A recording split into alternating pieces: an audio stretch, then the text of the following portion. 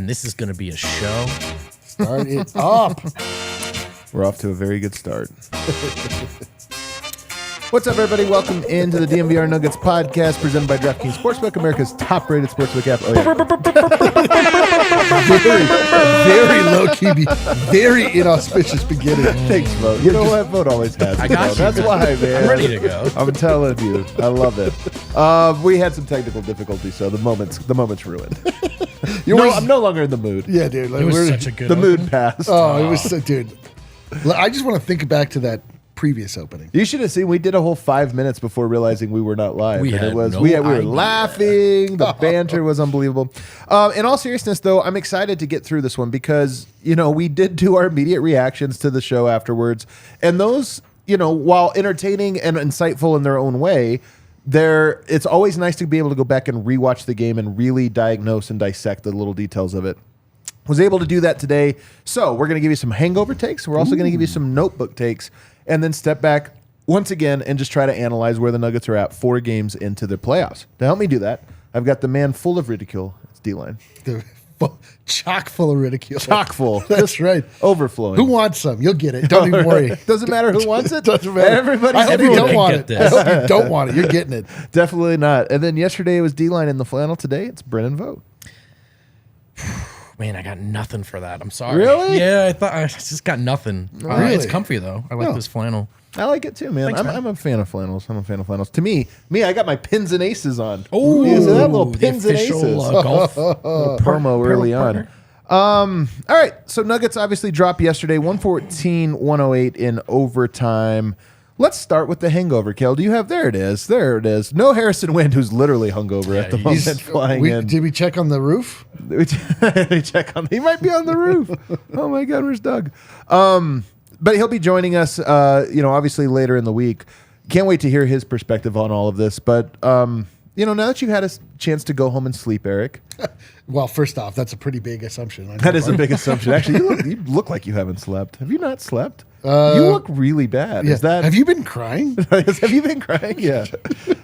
No. Do you have any? So what is your day after take? My day after take is pretty similar to my night of take. Is that because it was like 6 hours ago? Yeah, and I've done no self-reflection or any reflection of any other kind. But I was not that upset about the game being lost last night. I'm still not that upset about it. I just think this is just what to expect when you're playing an NBA playoff series. It's just like ebbs and flows.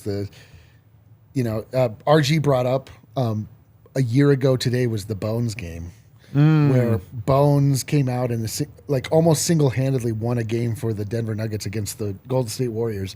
At that moment, we were like, "Okay, we're back." We were not back.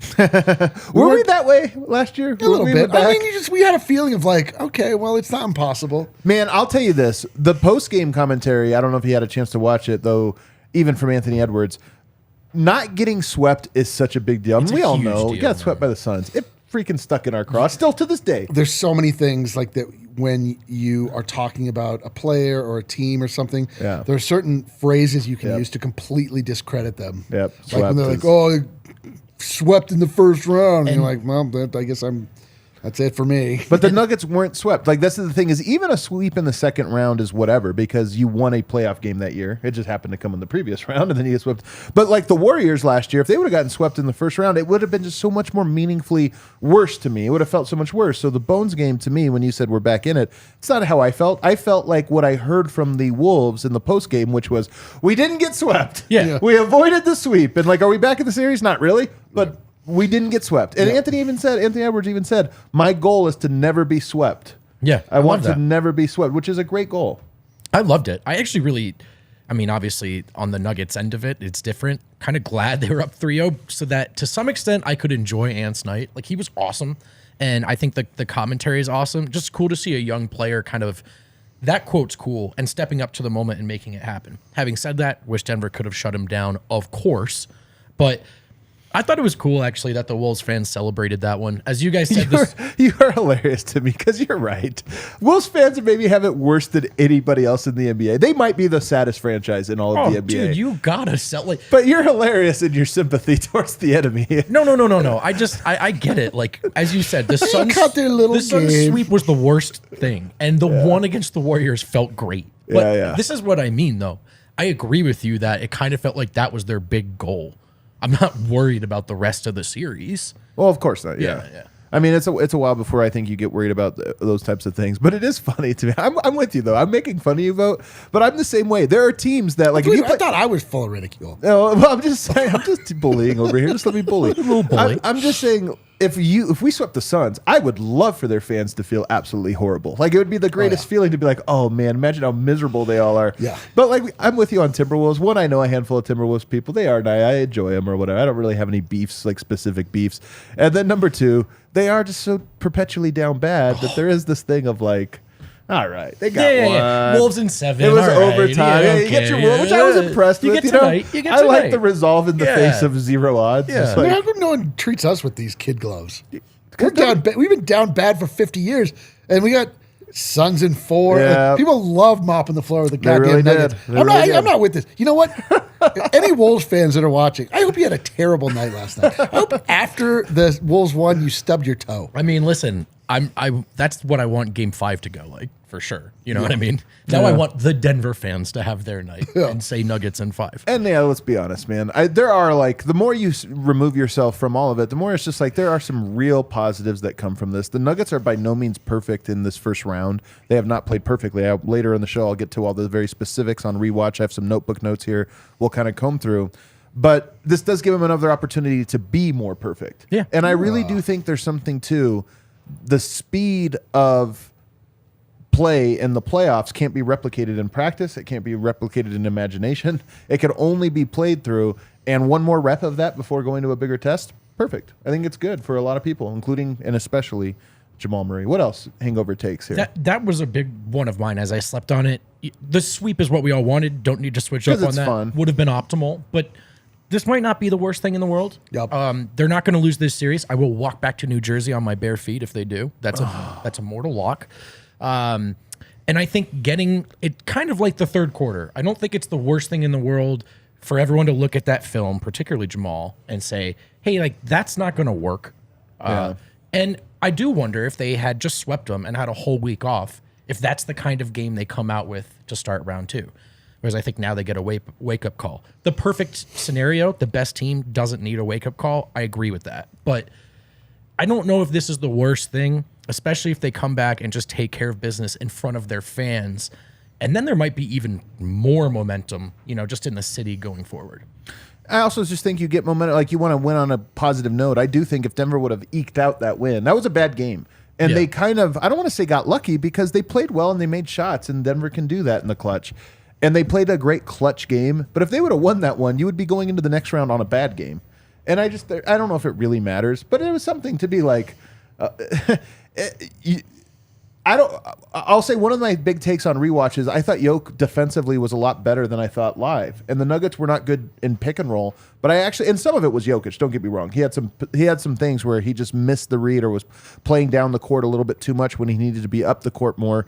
But I actually thought his defense is not the one that stood out. I'll tell you about who stood out a little bit more later on in the show. Stay tuned. Stay tuned for that one. But when I went back, I was much more impressed with Jokic and sort of how he played. Yeah. And then the minus 14 or whatever he was, I think it was a 14-0 run. Like, it actually was all one continuous run of that third quarter that made that gap. Outside of that, things I thought were okay. What else? Hangover takes here. Do you see anything on the timeline that bothered you last night? Not really. I to be honest, I saw a couple people reacting to the general notion that people were upset about the game, but I actually didn't really see that much. I was looking through, like, people are kind of, I don't know, they were pretty, like, appropriately measured. Right. I didn't see, like, anybody calling for firings, which I appreciated. I didn't see anybody slandering Jokic, which I appreciated. It's just that I think we are just in such uncharted territory that people kind of don't know how to act. You know what I mean? You're just sort of like... Kind of, but I'm with you. When you say that, though, you're saying people did act well, and I'm with you. Well, I mean, like, Yeah, not to say like they don't know how to act in that they're acting the fool. Right. It's just they're just like, okay. Because I feel the exact same way in that I saw a lot of comments about how people shouldn't be overreacting, but I didn't actually see anyone overreacting. Sometimes that reaction is actually anticipatory, and we do that a lot as media. Yeah. Now, We're like, hey, Nuggets everyone fans, chill out. They're you're like, you saw one guy kind of retweet something. One of my hangover takes, I actually is a double down on last night's, which is I think Denver fell into MVP ball, and that sounds like a good thing, but I don't think it is for Denver. I just don't. Denver had to play through the MVP for 2 years. Like I said last night, we kind of hated it. The awards were cool, but good God, we couldn't wait for more. And I just think it was as Jokic realized they weren't going to get it done, I got to go score 40 tonight. I think the offense grew more stagnant. Porter Jr. in particular, who I was saying, he should have been more involved. There was a lot of standing and watching. There's a lot of waiting for the MVP to do his thing. And I think not only was the ball sticking, but feet were sticking. Guys weren't moving. And I just thought there was Gum on the court. kind of a lifelessness to it all. Jamal had a lot to do with that, I thought, which we'll talk about. But as Jokic went into MVP mode, I thought guys around him reverted into stand and watch mode a little too much. Yeah. I will say, on rewatch, I didn't feel like they were relying on Jokic too much. Jokic had 5 threes in this game.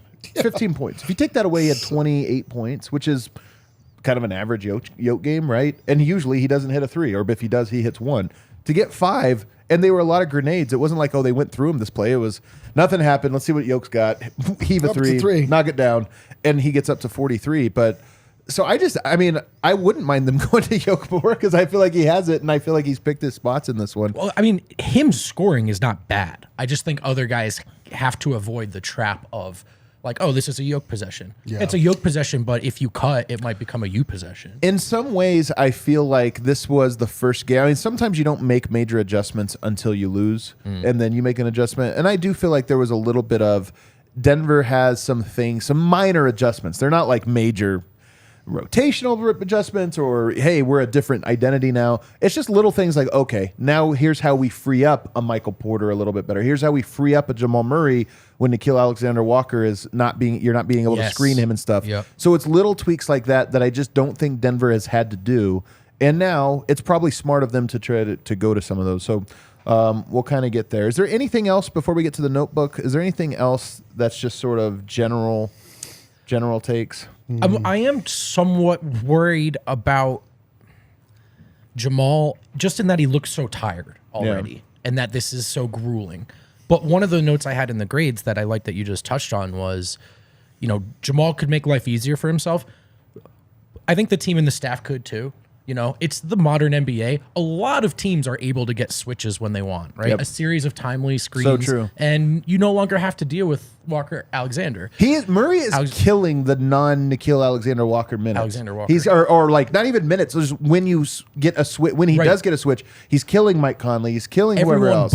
But to your point though, Nickeil Alexander-Walker, part of what makes him so freaking valuable is he is so hard to screen. He's doing a great tiny, job, man. He's doing a great job. But I just wonder if there are little things they can do to, like, maybe the key is trying to get him off of Murray to begin with. Maybe there's more that they can extract there in terms of value. And I'll try to get a list together because I just went through the rewatch, but I didn't cut any clips. I'll probably go back through now and cut some clips and put some kind of thing together, whether it's on Twitter or YouTube or both or something with just some plays that stand out. But the difficulty in getting, and again, I don't think Denver has an eye on we need to get him switched off. I just think it's like you run your actions and hope that he gets switched off. And in Game 5, I do think Denver will come up with a little bit more of, hey, if they're going to be this aggressive with him, then there's things you can do to kind of counter pull that in the direction. So I definitely feel like there's good things, positive things ahead. Jeff Green has had, I don't want to say a good series, but Jeff Green has not been a negative. In fact, he's been a big positive just in terms of plus minus, in large part because of how bad their bench unit is. They just don't have a lot of guys. But Jeff Green, I think, has made some positive contributions. In last night's game, 0 points, 2 rebounds, 2 assists. A little bit of this is what happens when the productivity is not there for Jeff. Everything gets lowered just a little bit. And I do think he needs to rebound better. There was a bunch of 50-50 balls he missed. And then offensively, be in position to punish in some capacity. 0 points in 18 minutes and just 2 rebounds. That's a whole lot of just not contributing in anything. And again, it's not necessarily anything bad, but you got to have something positive that you're contributing to the team. Yeah. Pleasant surprise on defense, though, I have to add. I mean, there have been lowlights for sure, but for the most part, Jeff Green has done a good job coming in, playing defense off the bench, including at sometimes on Cat. So I think it's mostly been like a positive contribution for him, all things considered. You're right. His defense has been good. And then Christian Brown, 13 minutes, 0 points, 2 rebounds, 1 assist. So you get 31 minutes from those two guys, 4 rebounds and 0 points. Christian Brown's been kind of up and down. Like he's not. It's not. I mean, doesn't ever seem like he's playing badly or playing well necessarily. But it's crazy that he's not been contributing offensively. He got no points last night. That's unreal. 0 from him and Jeff. It's wilder than just 4 rebounds. That's pretty interesting. And then you even go to KCP, a guy with 5 points. It's another guy who, he still does other things KCP does, but it's just like when you have 3 guys that all score well below their average, it's like, okay. Yeah, KCP had a rough night, I thought. I thought there were a handful of defensive possessions where I just expect so much more from him. And he missed a lot of those shots. He biffed that Jokic highlight. I kind of just thought it was one of you're right. That was a bad one. It was just one of those rare nights where usually KCP, whether he produces or not, it's like, okay, well, you did the right things. You were in the right spots. Your head was in the game. I thought by his standards, it was kind of a disjointed performance. Dude, everybody, now that I'm thinking about it, like everybody had kind of a bad night except for maybe Jokic. Grades were not kind, I'll tell you that. Yeah, like there wasn't really Jokic was way better on rewatch, which is almost always the case. Yeah. He's the one player that he's incredible. You want to know who else actually? One last thing, and people are going to get mad at me for this. I have so much. I can't believe I'm this guy. Rudy Gobert, I think, has the worst luck in the world. He's him and Mike Conley are the only guys on that team that are not complete dumbasses. I mean this. Like Nickeil Alexander-Walker does a lot of good things as well. Obviously I've been praising him. But when you watch it, Gobert does so much of the orchestrating where to be and saving everyone and do all this stuff. And then it always looks bad on him in the end. That team, Karl-Anthony Towns hasn't made a good read in this entire series. Not one possession has he made a good read on either end of the floor. Meanwhile, Gobert's always doing this stuff. And TC from the Twin Cities, it says we're lucky that Nas and barely beating the Wolves. We're barely beating the Wolves. Oh, sweet man. Oh, just tough talk. Oh, go back. Hey, dude, go back to class. Algebra class is on too. Listen, man, we've been there. Insane assertion. Yeah, we actually have been there. We know how you feel, man. It's all right. We got one, and we were missing some guys. Get your delayed talk. Do what you gotta do, man. I understand. Cope however you have to. No, but Gobert, it's funny, man. I just watch him, and every time when you really break down what's going on, you're like, Gobert's saving this mistake, this mistake, this mistake. But yet he's the least liked of all of them. He's so much more impactful than half of their roster. And everyone just hates it because he sucks, because he has no hands and he can't make simple jump hooks. He's a big, clumsy guy. But as far as knowing what's going on and how you're supposed to do everything, he's always locked in, and it's kind of funny. It's really a great lesson in how, no matter how much we pretend to be nuanced and smart basketball fans, if you have no bag, we hate you. Yeah, we hate you. We hate your Anthony guts. Edwards could make a million mistakes, but his bag is so deep and so sexy. You're like, Rudy, catch the ball. Yeah. It's so true. Anyway, let's take a break on the other side. I got a bunch of notebook notes we're going to go into. Oh, yeah. You guys want to talk about Backus and Schenker, Colorado's premier two-man game. Backus and Schenker wins for Colorado families. They've been doing it for 25 years. They've won over $1 billion for their clients in Colorado. But here's the neat part. They didn't charge their clients in Colorado until they made sure that they won their case, that they won them money. So a lot of people don't check in with lawyers because just doing that is an expensive and arduous process. With Backus and Schenker, it's free until you've won. They've got neighborhood locations, or offices, I should say, in Denver, Aurora, Englewood, and Fort Collins. They have over 30 lawyers and 100 folks on staff. Backus and Schenker help with all kinds of injury cases when you weren't at fault. Car accidents, motorcycle, rideshare, pedestrians, trucks. They can even help if you're injured at work. Call them at 222-2222 to find out if you have a case for free. Backus and Schenker wins, baby. And, we haven't talked about FOCO in a while. Ooh, let's do it. Do we have some FOCO stuff up here on the set anyway? Yes, we do. We have any of the elaborate bobbleheads all come from FOCO. Yeah, FOCO makes a lot of the really cool, crafty, I would say high-end man-woman cave kind of stuff. You know what I mean? Most definitely. They're the leading manufacturer of sports and entertainment merchandise with a product line that includes apparel, accessories, toys, collectibles, novelty items, and more. They're officially licensed gear for all sports and fandoms. We like to decorate our set with them, of course. They always have our back for Colorado sports. They have your back too. Get the best gear around by using the link in our description. For all non-presale items, use the promo code DNVR. That's us. You get 10% off. Good job. There you go. All right, back here, a couple little statistical notes here. I'm going to rave a lot about Nickeil Alexander-Walker because I think he's just so good. He has a -7 overall. They're down 3-1, and he's played a majority of the minutes and was outscored by 30 points in game 1. Yep. And yet only a -7 there. That just shows you how big of a difference he has. And then if you look at Jamal Murray goes off in game 2, well, that's the game that Nickeil starts game 1, doesn't start game 2. They put Taurean Prince in there, gets absolutely lit up by Jamal Murray, and then back in there, Murray's been pedestrian since. I think that it would be great. The best thing that can come out of game 5 is Jamal Murray solving Nickeil Alexander-Walker. And we've seen this with Jokic before. He's been like mediocre or up and down and inconsistent in a series until it switches where you're like, oh, Jokic has it figured out. And he just crushes every single game or whatever. For me, this would be Jamal Murray in the series where he's had some really high highs, but I do think that this is a challenge that as of yet, he and the Nuggets as a whole, there's things the Nuggets can do, haven't solved yet, and the numbers bear it out. -7, playing as many minutes as he has.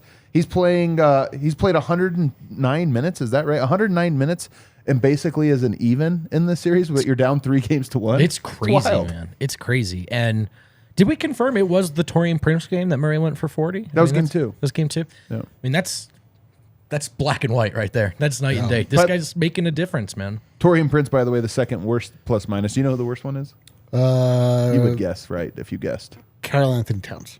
He's the worst one. He's -37. Absolutely sucks. And and he's playing with the starters, who their starters minutes have actually been okay. These long, rangy, smart defenders have given Murray trouble.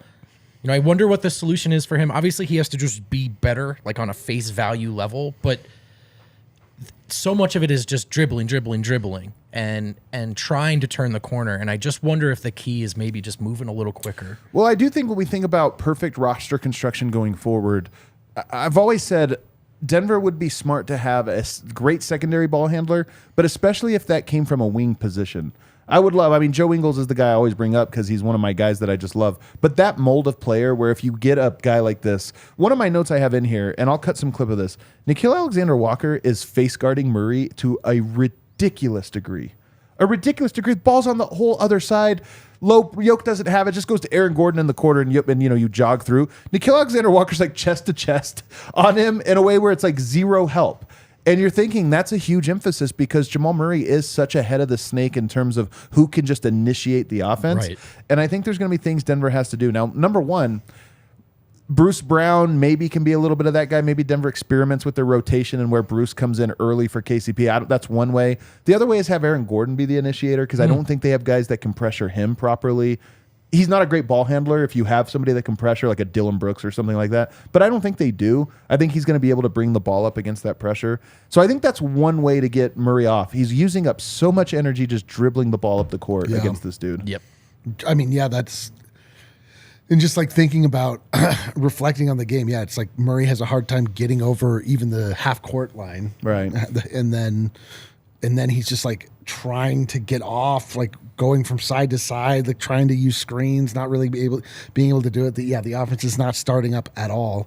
That is interesting. Like it seems like just having him not bring the ball up the court and then being. But Denver doesn't have great secondary ball handlers. That's the thing. That's actually what they gave up in that trade for KCP, and worth it. I'm not trying to relitigate, but Will Barton, Barton and Monte could handle the ball and run a pick and roll in a way. Like in terms of as secondary ball handlers, Monte, of course, Will was underrated in this. That was the benefit he gave this team, and they're better as currently constructed. But if Murray is struggling with a matchup or hurt, who is the other? You really can't. You don't put the ball in KCP's hands that way.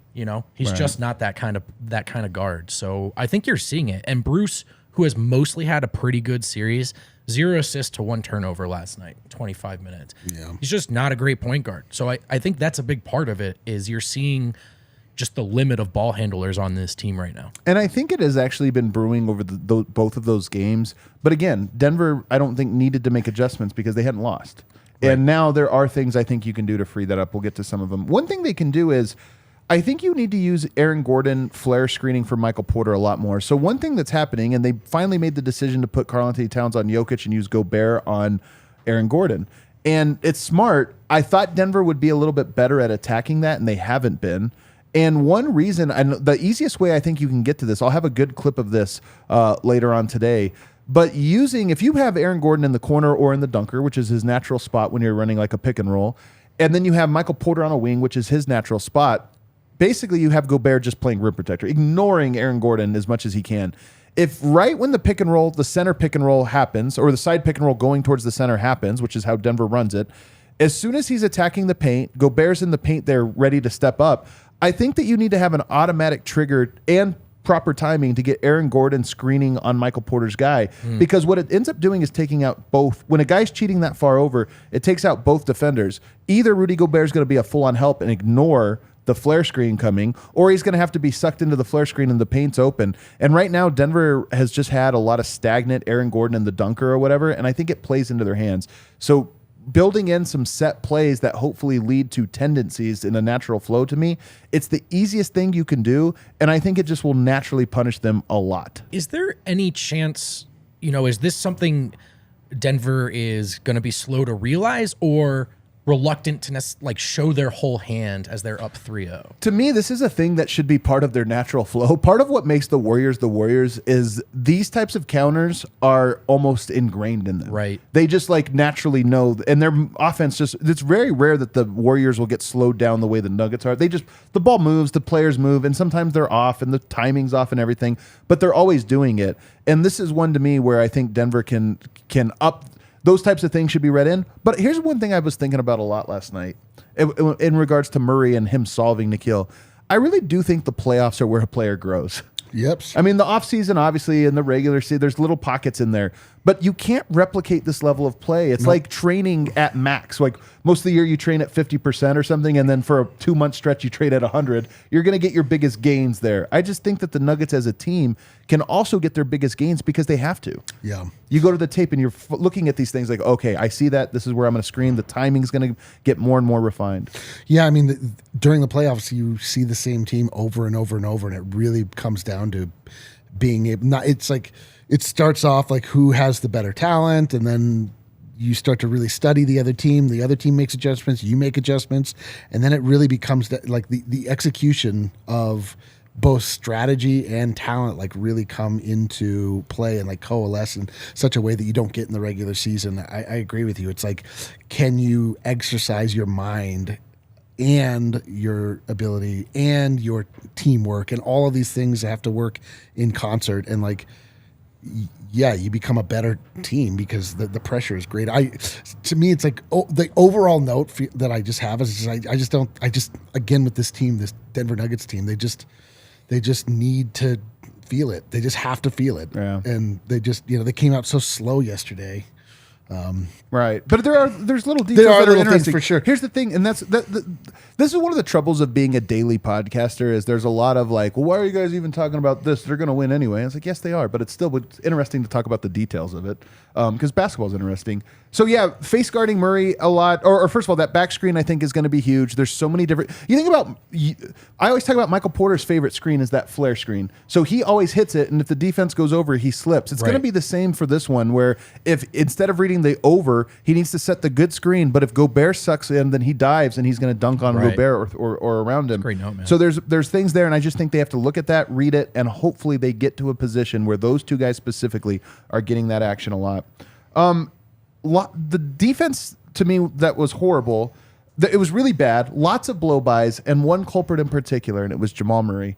I think he was far and away the worst defender in this game on rewatch, and I didn't necessarily notice it, the first time around. But there were sequences in this game in every quarter where there would be 2, 3, 4 possessions in a row where you stop and go, okay, where was the breakdown? And it was with Jamal Murray, whether it was on closeouts and just getting blown by, whether it was on pick and roll coverage that he didn't see as the guy on the weak side. And again, I think it comes back to your word, legs. I just think that he's so worn down that the effort it takes to be a good defender is not there for him. And it wasn't just one type of defense. It was all aspects of defense I thought he struggled with. Yeah, it's tough, man. It's tough when you watch Jamal Murray laboring out there. It is like you can feel it through the television screen. Just you can see him with his hands on his hips and just doubled over, you know. You could feel it when he's trying to get up the court, and it's just going so slowly. He can't get around the screens. He can't shake free. He felt like he was stuck in the mud last night overall. And I hate seeing that. Like, I hate it's a sort of a helpless feeling. Like, oh man, we're not even talking about the intricacies of the offense and the flare screens and all the things that you're talking about. It's just like we're talking about like this guy's just not fast enough tonight. Right. But he might, like, then he'll come out and he'll be fast enough. Right. It's so strange. It's crazy. I thought in the first couple of games, you know, maybe even first three, I thought he was pretty good defensively in this series. And in that game last night, I thought he took a major, major step back. And that's what I mean about concern by Murray. Just that he's already exhausted. There's two ways to look at this, that this playoff run you will play yourself into shape. But the other one is like, is it going to get less exhausting, less daunting? You know? No, it's not. Like I thought that was what was alarming to me, was how quickly into that game he looked totally gassed and run down, and it affected him on both ends. I thought, and listen, we're 2 games removed from him dropping 40, so I'm not, but I do thought a lot of what went wrong last night on both ends started with 27. Yeah. And to the thing about the conditioning is, I do think you come back home now. Again, it's game by game. How well do you fight through it? Some of conditioning is honestly mental fatigue. And this is where they when you have that monster of we're up against the wall chasing you, you're mentally tough enough to fight through it. When you're up 3-0, maybe you're not quite mentally tough enough to give it your 100% and fight through it. And I think there's a lot of that. And then the other thing is, I just think all of the Nuggets are going to be in better shape in round 2 because they went through round 1 and became tougher. I mean, you're talking about elite level athletes that are, to say he's out of shape is, in the context of real life, is hilarious, but like elite level athletes can really, like, their conditioning can really be affected by a week. He can be out. Yeah, he's out of shape like a marathoner that only got his race done in 2:15. He's like, I'm kind of out of shape right now. Exactly, but that last little bit, it is difficult to maintain and it's easy to lose. But it's also, it's not that impossible to regain fairly quickly for somebody at that level. I can't wait to be that out of shape, man. Oh, bro. Dude, my brother was this way. He did distance running, and he would be like, haven't run in 18 months, and I went today and I did a 5-minute mile. Felt so bad. Did you say 5? You're like, what? 5? You're like, did you 15? You're like, you finished? Was it downhill? Yeah, you finished a mile? That's incredible. My brother's ridiculous. Let me get a couple more here before we go to break. Cool. The Nuggets didn't go from one action to the next very smoothly in this game, and I think that's another part of it. Again, some of this is fatigue, some of this is focus and execution, but there was a lot of run or kick and roll. It doesn't work. You gain a half-step advantage, throw the ball back. Everybody kind of stops for a second. Defense gets reset. Then you go to another action. It's like, that's not how it works. You gain a half step here, half step there, and then by the end of it, you're a step and a half up. Here a step, everywhere a step. There were also a lot of possessions where they only had about 9 seconds to run anything. Well, yeah, that's true too. I honestly thought that was a part of it as well. Man. And then Anthony Edwards, Aaron Gordon. When I went back and watched it, obviously knowing that the final blow was a step back that he bid on, I think he bid on 4 of those throughout the course of the game. Yeah. I think Ant kind of knows that he can get Aaron Gordon on that. By the way, he's so quick. Yeah. That step back, one dribble step back, it's like Austin Rivers times 2. I know. You know how Austin Rivers does it? But Ant does it twice as fast somehow. The other thing about slowing Ant, which Denver has to do a better job of, and there are adjustments to be made, it's the coach's job. It's also we're watching a bona fide number 1 pick evolve into There's a fair amount of good luck stopping that as well. Yeah, now, he's a flawed player who can be schemed and stopped, but sometimes you do have to tip your hat. This kid has been awesome. I know. This is like Minnesota's right now. They're like, all right, so all we got to do is slow down Jokic. Right. So what we'll do is... Porter's off that game. The Jeff Aaron Gordon front court has been really good defensively, but really bad on the glass. Yeah.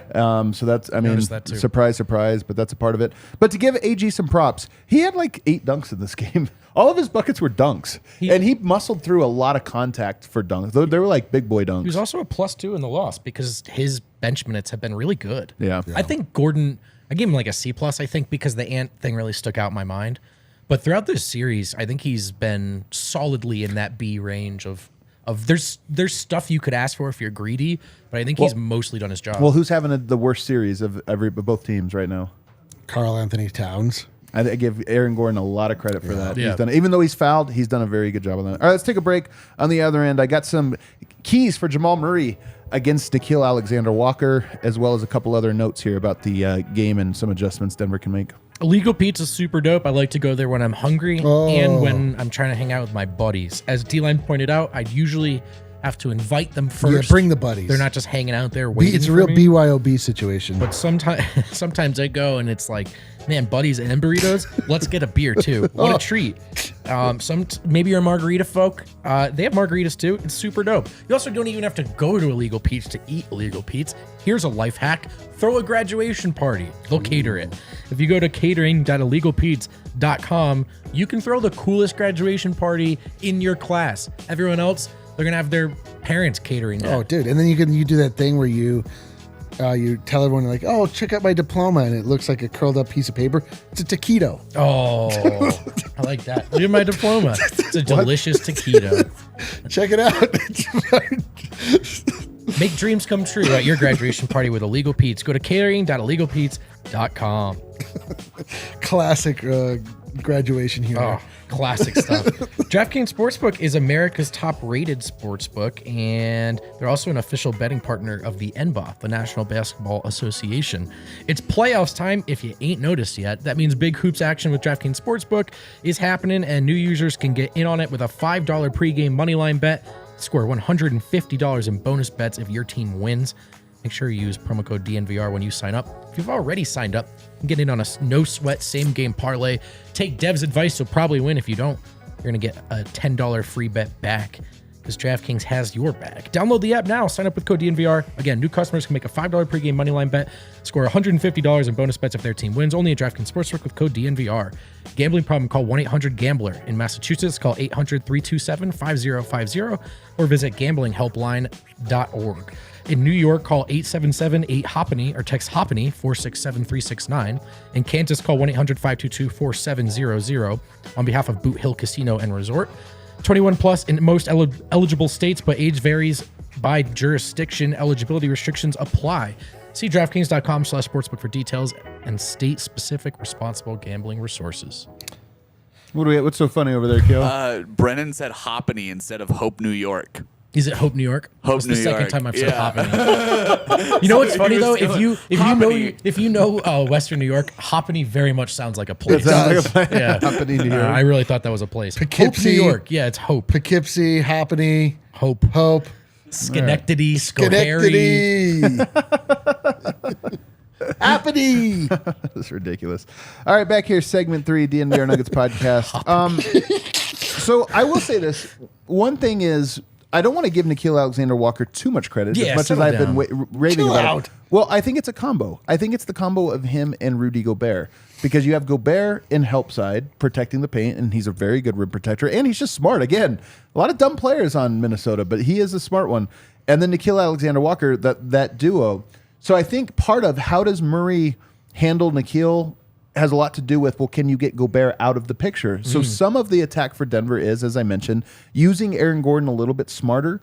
Denver has liked to go to him as a ball handler a little bit. I don't know if I necessarily love that as a solution, but I do think there is a lot of things you can do to put Gobert in off-ball screen navigation. So if you get Aaron Gordon screening for Michael Porter off, can Gobert just sink into the paint and wait for that to happen? He probably has to come up to at least show or this or that. And I think Denver can use some of those actions to their advantage.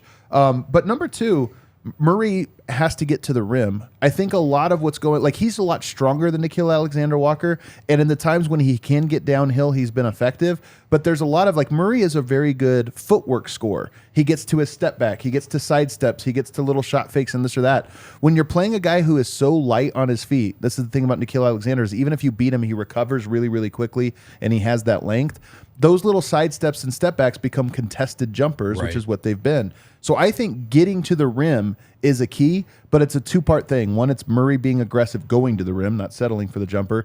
And 2, it's getting Gobert out of the paint so he's not just blocking him off. I think Denver can accomplish both things. I'm curious, how much putting the ball in Aaron Gordon's hands to start some actions changes things in your mind. They're going to go under a lot of the screens. I honestly don't think it's as much that. I think it's a lot more of get Murray off ball and get him coming off of pin downs that Gordon is a part of. Because so if you think about a pin down with two guys, you could do a double pin down, a strong pin down. Usually there's one guy in the corner and two people setting the screen. The second guy is usually the one that has to show. So your first guy in this example would be like Michael Porter Jr.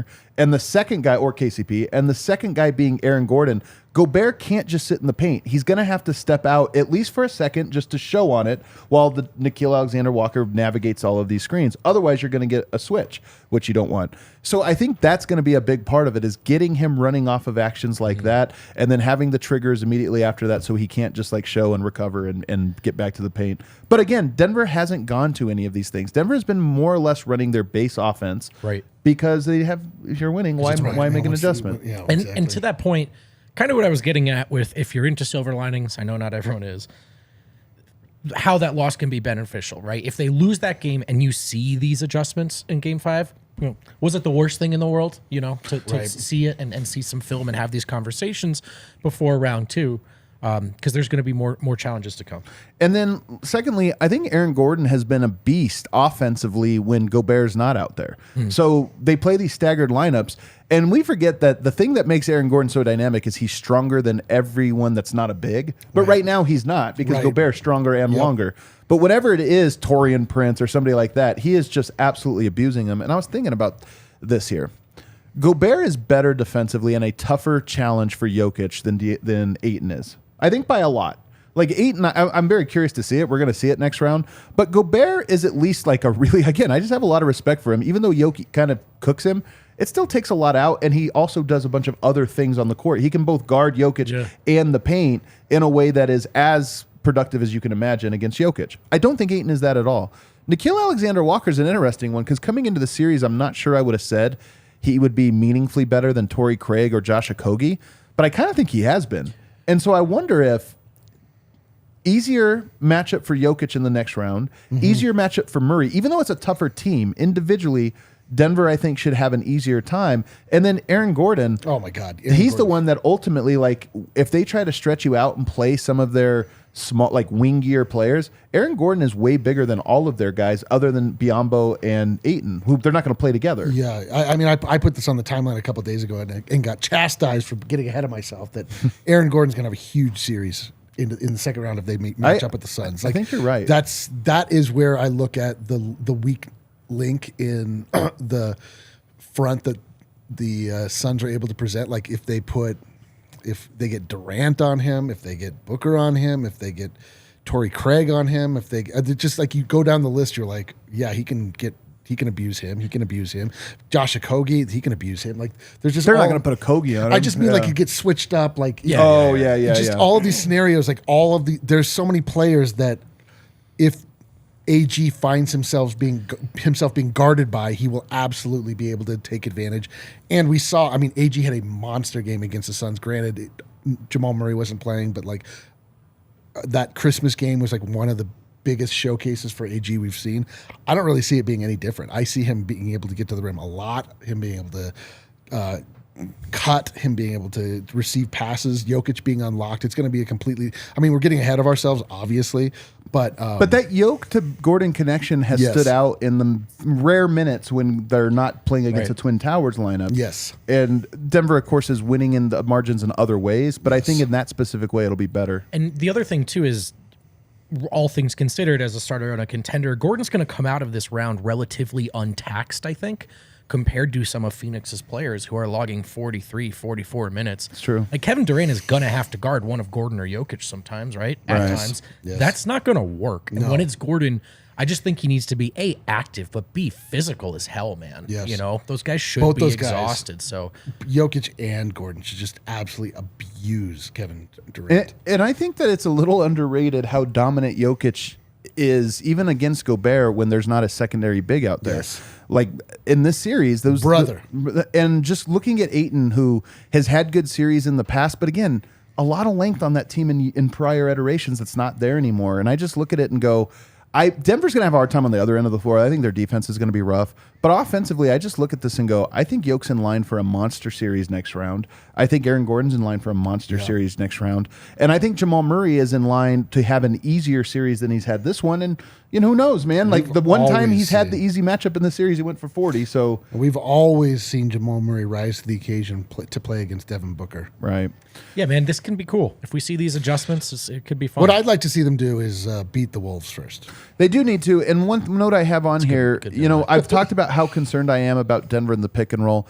Denver, it just requires so much energy and effort for them to play it well. They didn't bring that in game 4, but I think they will in game 5. It's why I think Denver wins game 5, probably by 7 or 8. Like I think it'll. I don't know if this will necessarily be a nail biter. If Denver approaches this game the way they need to, I think they'll get it good. But I am a little worried. I am a little worried about this specific setup that the Wolves were able to find in overtime a couple different times.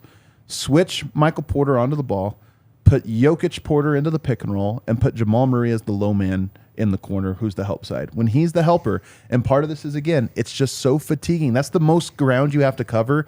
And late in the game, they got a maybe it was overtime or maybe it was late in the game. They just got wide open dunks off of that exact thing. And I don't even think it was necessarily bad defense from Jokic and Porter as much it was those guys naturally have a little bit of a struggle. But if Murray is way late or just doesn't read it or is in the corner putting his hands on his knees because he's so tired, that's where that trio becomes terrible. Your two best defenders are essentially not on the ball or in help side.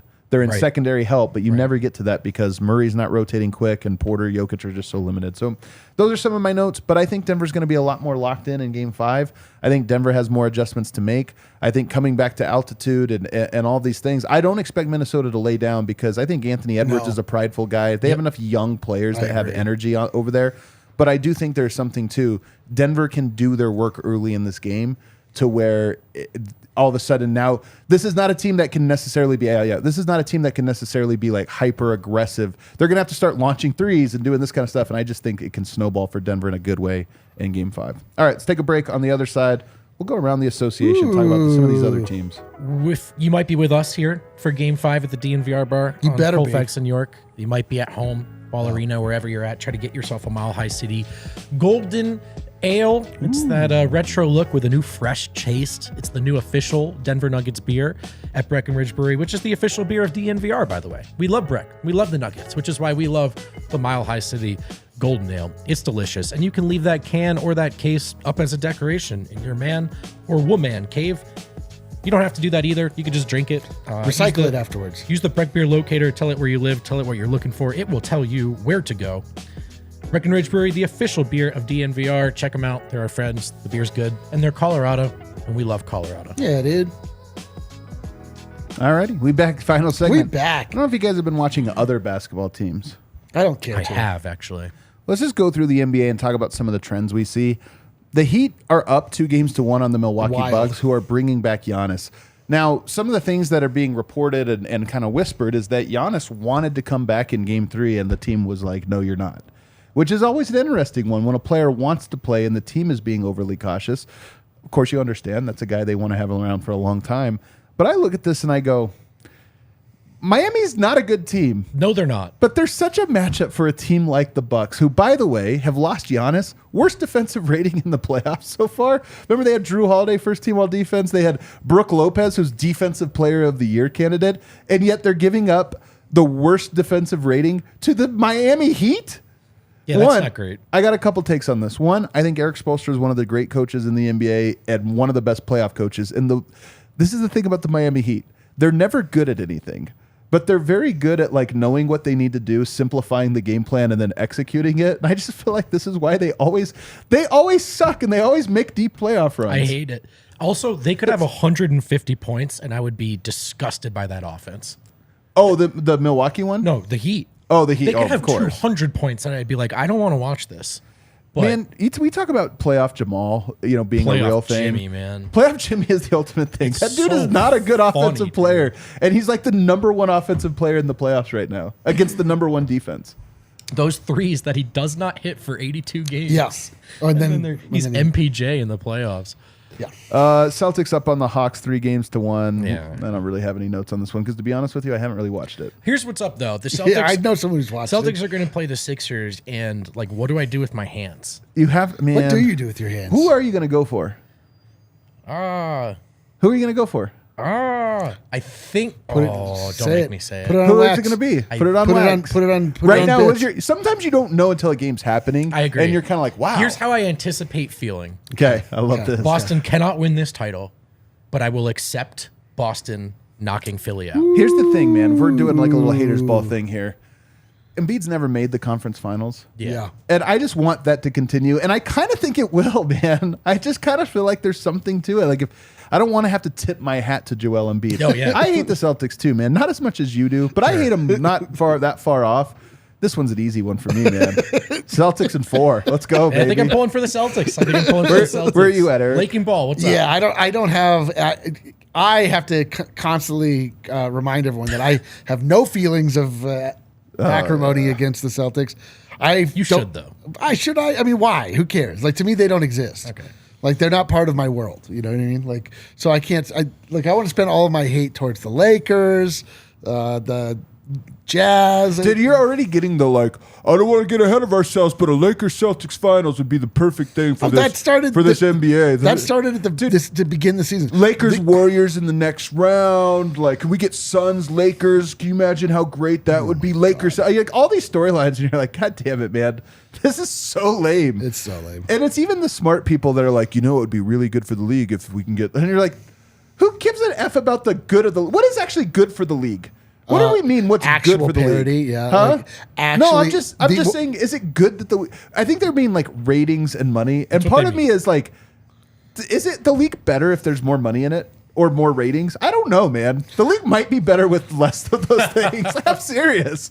Like, the thing is that we need these guys to make $200 million. But a like contract, what then people it'll be build better. these ideas off of are old ways of thinking, like old construction where back in the day the league was not that popular. Right. And We have to grow it. So we have to grow it, but so like the places where there's lots of people, that brings in more money, like Los Angeles. But if you actually get all of the country involved, you could look at it like, I don't know, NFL football, where it's actually good for the league if the Cleveland Browns are good. Right. It's Like, so true. you got like this there- idea of it being good that the Lakers Oh, make it. I'm I always was like, they're always so like, dumb. oh, it's yeah. Basketball is so much better when the Knicks are good. Is basketball better right now because the Knicks are good right now? I know. No, but Knicks fans are great. That's what people are trying to say, and they take it to the most annoying version of the take. It's absurd. I love that comment though. If Philly makes the finals and loses, they will have lost 4 consecutive championship final games in one season, in one calendar year across all the sports. That would be great. That would be. I wouldn't cool. mind it, especially if it happened at the hands of the Denver Nuggets. That would be the brightest timeline. The 76ers beat the Brooklyn Nets. We joked about this yesterday, but man, that defensive performance without Joel Embiid really makes you think. Just really makes you think. Do you buy the 76ers? No. I don't not buy them, but I also I know that they are not as good as they can be reported to be. Like, if you consume NBA basketball via Twitter, you would think that Joel Embiid was unstoppable. James Harden was a complete renaissance. They have pieces that all works together. And then you watch them, and you're like, I don't know. Yeah. I don't know. Joel Embiid doesn't even seem to be trying to make these baskets. He's just falling down and throwing the ball up, looking for a foul. There's a lot of things you're like, I don't know, man. I don't know. They show some. Sometimes you watch them for a little while, you're like, okay, they're kind of scary. And then other times you watch them, you're like, They are very hot There's and some cold. grifters, man. There are some grifters. They Yeah, really I are. don't want to say, are the Sixers doomed? They did sweep the Nets. They're the So only team that swept. They're in the only teams that swept, and they should get credit for that. I do have my, I think, reasonable, nuanced doubts about them making a deep run. A lot of it. There's only one team though right now. And this is not me trying to hate, just a reality that has already set in. Embiid is already hurt, man. I mean, that's Yeah. just not. They're early in this run, so I think there are plenty of doubts about them. But I got indignant when people were doubting the Nuggets up 3-0. Like, the Sixers swept, so I got it. Yeah. They get it. Knicks beating the Cavs right now, 3-1. This one's been kind of a bummer because I like the Cavs. I don't necessarily care for the Knicks. Julius Randle, not one of my favorite players to watch. I haven't watched that series. Me neither, actually. I should say I haven't watched this one. I'm just like some highlights here and there. Word on the street is that it's a severe coaching beatdown, though. Yeah. Not that I have really those things pick up momentum on Twitter, and then they kind of get going. Yeah. But nonetheless, I haven't watched it, so what can I say? Right now, the Lakers lead the Grizzlies 2-1. Man, I am so disgusted in the Memphis Grizzlies. I have never I thought it was really. I actually appreciated Dylan Brooks' antics after. Really? I just like that he called out LeBron James. Everyone's scared to do this. This has never happened before. Like, I kind of like that it's like, okay, the old lion is, kneeling down and the young pride is swelling up to take his spot. But then they came out and I was like, oh, that's not you though. Like, no, that's like the warthog calling out the old lion. That's the problem. That's the problem. It's like, no, I'm king of the jungle. Yeah, no, that's the problem is that like, then they turned in the most deeply pathetic performance I feel like I've ever watched. Like, they got punked so bad. Like, I lost every bit of respect for the Memphis Grizzlies. Like, they should just they should quit. Like, do you know the moment I knew that they were not about it? I mean, there's been a lot of these, but there was a time earlier this year where someone asked John Morant about Dylan Brooks' shot selection, and he responded, he's like, "Listen, man, we don't care." And I remember thinking, you should. Yeah. Like, there is something to, like, we believe in all of our guys, but there's also something to, that's not your job. Yeah. And they're a team that's like, oh, Dylan Brooks wants another ISO in the clutch. All right, we don't care. You should, man. I've been saying this for years. I can't imagine watching that, like rooting for the shots he takes are horse shit. Yeah. They're horrible. It's not just that he misses them. He takes horrible shots. Yeah. I do think that they are missing a couple key players. That needs to be stated. Their season kind of went down a weird route at the end there. I think Adams and Clark would make a big difference for them. But this is a weird year. Like, I think if you're a Grizzlies fan, not that long ago, you're probably thinking, how come no one's picking us to win a title? We look good. Defense looks good.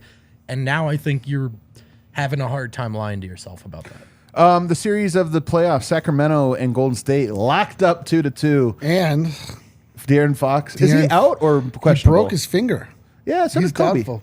Yeah, but I mean, you got to think that'll hurt his shooting. Well, yeah, especially his shooting's been so hot. That's what I mean. I mean, that's his shooting and his clutch shooting, his late game shooting, his deep shooting has doubtful been for Game 5. What has won the Kings the games that they've won. Yeah. So I mean, I think they're in big trouble right now.